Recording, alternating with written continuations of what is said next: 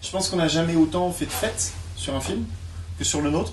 Parce que voilà. Qu'il y a du maquillage. Hein. Ouais. Il y a eu de la chose. Non, parce qu'on a choisi les gens pour de bonnes raisons. Ils avaient envie d'être là, ils étaient contents. C'était une première fois pour tout le monde.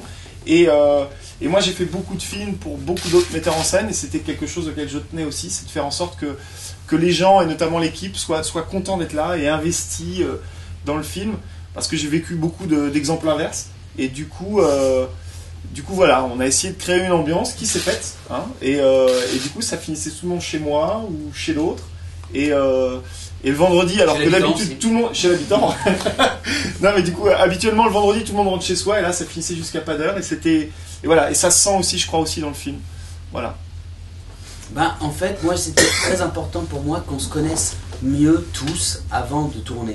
Parce que c'est pour moi un film dont l'histoire peut arriver demain matin à n'importe lequel d'entre nous ici. C'est un truc de maintenant. Ce film, on me dit pourquoi vous n'avez pas fait un film avant? Parce que en fait c'était maintenant qu'il fallait que... à chaque fois, c'est beaucoup une histoire de timing en fait dans ce film. Et le moment et l'époque à laquelle on l'a fait. Et le moment où j'ai rencontré Anaïs alors que je pensais déjà à elle et que je l'ai recroisée dans la rue. Par hasard, au moment où j'étais en train d'évoquer avec la directrice de casting qui allait pouvoir interpréter Juliette. Donc c'est que des histoires à chaque fois de timing, et c'était important pour moi que et l'équipe technique et les comédiens, Rodolphe et moi, on soit tous, comme je te disais tout à l'heure, les premiers sur le plateau à enfin qu'on soit tous à faire la même chose, à raconter le même truc. Du coup, quand des mecs, on avait quasiment tous le même âge, c'était une première fois pour tout le monde, donc une première vraie comédie pour Anaïs, la première réalisation de Rodolphe et moi, le premier gros rôle de Jean-François Quéret, le premier film du chef-op, le premier film en français pour Emmanuel Chriki. Tout ça a fait que on était vraiment tous dans le même bateau, et que plutôt que de casser les codes au scénario de la comédie romantique en disant tiens, il va pas faire ça, mais on va lui faire ça parce que c'est nouveau, ce dont je n'avais pas du tout envie. Moi j'avais envie de faire une comédie romantique comme celle que j'ai kiffé quand j'étais ado, et donc je veux qu'il court après sa meuf, je veux qu'il se prenne une bâton à la gueule, je veux qu'il s'engueule, je veux qu'il aille la reconquérir, je veux que son pote soit débile, je veux ça moi dedans, je veux pas qu'il... Ah ouais, oui c'est marrant, c'est original, mais c'est pas kiffant. C'est pas ça moi que je voulais qu'on fasse. Plutôt que de casser ces codes-là, c'est dans le choix des comédiens, notamment, que on a voulu faire quelque chose de différent. C'est-à-dire donc aller proposer à une Anaïs, plutôt qu'à, je sais pas, une comédienne que tu attendrais plus sur cette affiche, de jouer ça. Parce qu'en plus, il y a et la force de son expérience, qui va faire que tu y crois tout de suite. Quand elle arrive, on se parle, alors pourquoi tu n'as pas ouvert? Parce que tu as perdu ma clé. Ils sont ensemble, ça y est, il n'y a pas de ah ouais, il y a avec Anaïs de Moustier. Il n'y a pas ça. Parce que. Non mais tu vois, il n'y a pas ce truc-là. C'est vraiment le truc de.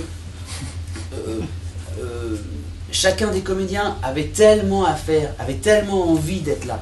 Chacun des membres de l'équipe technique avait tellement à faire et tellement envie d'être là, tellement à faire parce qu'on avait peu de temps pour le faire et peu de moyens, envie parce qu'ils aimaient l'histoire, ils aimaient les gens qui allaient la raconter, que ça donne un truc cohérent qui, après t'aimes pas, ça c'est pas la question, mais qui en tout cas, transpire il y a une ambiance, il y a quelque chose qui vient et qui te touche, en tout cas qui moi me touche et qui j'espère touche les gens. Après voilà, ça fait quelques soirs qu'on le présente un peu partout dans le pays, et ça fait plaisir, ça fait du bien, parce que tu te dis, ah bah voilà, on n'est pas complètement dingo, je suis content, voilà que ça. Et j'avais autant envie que ce soit Anaïs qui soit la Juliette de Ben, que envie que les spectateurs qui ne consomment pas beaucoup d'autres types de cinéma que la comédie la découvrent comme ça. Mon petit péché il est là, si je devais avoir un peu déconné de manière vislarde à l'intérieur de mon crâne, c'était qu'elle était à moi pendant cette semaine. Et c'est fini. Et c'est fini. Ça j'ai bien senti, c'était très clair de tourner. Merci, salut, c'était génial, ciao, je prends mon train pour l'île. Disparu. Et voilà, donc c'était de faire tout ça, c'était d'aller chercher chez Philippe Duquesne quelque chose que j'avais vu dans les films qu'il avait pu faire, que le gars avait en lui, mais qu'on ne lui avait pas demandé de faire encore. À mon goût, hein. Je lui disais, ah, attends, pourquoi il ne fait pas aller là-bas? Le gars, il peut aller là-bas. Et ce que je disais tout à l'heure, le gars, pour moi, c'est un Jean Carmet. C'est ces acteurs-là, quoi. C'est ces acteurs qui, quand ils te disent leur réplique, ils ne te laissent pas le choix de la questionner. De questionner, genre, un buffet viking, que c'est que ces conneries. C'est parce que le mec est tellement, il croit tellement à ce qu'il est en train de dire que, bah ouais, ok, ouais, le gars va le faire vraiment. Il faut vraiment que vous arrêtiez le gars parce qu'il va avoir un buffet viking au mariage. Tu vois, c'est pas donné à tous les comédiens d'être aussi fort dans le naturalisme, oui, parce qu'il n'y a pas de. Il n'y a pas à défendre une grande tirade où il fait attends, mais écoute, voilà, moi je t'explique pourquoi je te dis ça. Il n'y a pas ce moment-là. Donc il faut que tu sois fort et non questionnable dès le début. Dès le début. Il n'y a pas d'explosion demain matin d'une voiture qu'il faut désamorcer, sinon la ville va exploser. Donc, il faut que tu sois bien tout de suite avec les comédiens et que tu les kiffes. Que tu dises, putain Sylvain, mais qu'est-ce qu'il est relou ce mec? Il a l'air bien relou. Il est relou au café au début quand il rencontre Ben, il est relou ensuite à la piscine, mais il est habillé de manière un peu ridicule, donc c'est déjà un peu plus rigolo. Il engueule un gamin qui a 5 ans et demi, il le défonce, donc ça me fait un peu rigoler, mais il est quand même relou. Et puis au fil de l'histoire, le mec devient super attachant. Ça aussi, c'est un truc qu'on a voulu raconter dans le film. C'est pas qu'une histoire d'amour sur un mec qui est resté bloqué sur une nana. C'est un mec qui a une revanche à prendre sur son passé. C'est quelqu'un qui est nostalgique et tout ça. Il y a aussi, dans le film, ce copain dont tu ne veux pas. Moi, j'ai toujours eu un pote, là, tu sais, qui me suivait. Et je me disais, pourquoi ce gars veut être mon pote, quoi? Et je me disais, j'en veux pas de ce gars, moi. Moi, je veux les gars là-bas, tu vois. Je veux les costauds, là, les baraques, là, les Rodolphe, là, les mecs, tu vois, au fond, qui sont cool et qui me regardent pas. Et t'as toujours ce gars-là. Et ben, ce mec-là, je l'ai toujours un peu snobé. Pendant toute ma carrière scolaire, il était là. Sauf que quand je me faisais une crampe, je me faisais cramper par Vanessa parce qu'elle voulait pas venir au cinéma avec moi. Et ben, il y en avait toujours un qui allait voir Kickboxer avec moi à 14h30 le samedi. C'était l'autre qui était là et qui était autant en kiff que moi. Et ça, je m'en suis rendu compte beaucoup plus tard. Je me suis dit, presque, je me suis pas excusé, mais enfin, je l'ai vu en fait, le gars. Ça a été un peu des excuses. C'est difficile pour un mec de s'excuser auprès d'un mec qui a un truc, t'as pas envie de dire ça, ouais, c'est un peu gênant.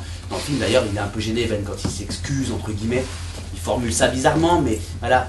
Là, j'avais envie de dire au gars, mec, pardon, j'ai été con en fait. C'est toi mon pote. Je sais pas pourquoi je voulais ces gars-là qui sont devenus des gros relous. Nous, on est toujours resté un peu geek, un peu machin, on sort des répliques de films, on se comprend sur ce truc-là. On kiffe encore Kickboxer, moi je peux très bien te mater et te dire que le méchant s'appelle Tongpo, il n'y a pas de problème. D'ailleurs, je ne peux le dire. Mais voilà, tu vois, il y a tout ça là-dedans. Notre rapport au passé. Et les meilleurs véhicules, les meilleurs vecteurs pour que vous vous disiez pas, ok, c'est l'histoire d'un ouf qui est complètement kébo sur le passé, ce sont les comédiens qui, d'une réplique toute bête, bah pourquoi t'as pas ouvert la porte? Bah oui, c'est vrai, pourquoi il a pas ouvert la porte? Voilà, tout de suite. Et on est dans l'histoire, et on est avec les personnages. Et Philippe Duquesne, du coup, peut te dire ce qu'il veut. Il vient avec un flingue à Paris, ok? Bah, à chaque fois que je le vois faire, j'explose de rire. Encore aujourd'hui, mais très sincèrement. Hein.